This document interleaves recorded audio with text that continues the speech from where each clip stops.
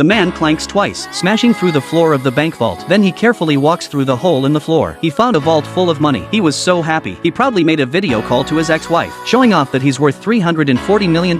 When Ina saw her ex-husband on his cell phone, he was surrounded by money. She was so envious that her eyes glazed over. She immediately left her boyfriend behind, and then turned around and remotely directed Jack to buy rice over the phone. She said, "Who the hell would have thought you'd hide money in rice? You can't go wrong if you listen to me, honey." Jack realizes that the old bitch is still dead set on money, so he pretends to forgive her. He said, "You're still fucking smart." Just as Ina was fantasizing about becoming a rich woman with Jack's money, she realized that she couldn't get in touch with Jack. She thought Jack had taken revenge on her and ran away with the money on purpose. Ina was furious and confused. Immediately after that, she learned from the TV that if she could provide clues about the bank thief, she could get a $500,000 reward from the FBI. So she immediately took her boyfriend to the police again. She said, "Officer, I know who stole the bank. I just want to know if your $500,000 in cash is real." The police said, "Don't worry, as long as you help the police to catch the thief, the reward will definitely be given to you." When Ina heard this, she opened her mouth wide and let the police check the video on her cell phone. The content of the video was exactly the one that Jack had sent to her earlier, but after the police looked at the cell phone, without saying a word, they arrested the two people for committing a crime together. Ina pissed herself. She immediately told the police that she was willing to lure Jack to show up, but only if the police can't put her in jail. Unbeknownst to her, this was Jack's plan. It turns out that after Jack showed Ina the money in the vault, he went back to the rental house to get the tools to move the $340 million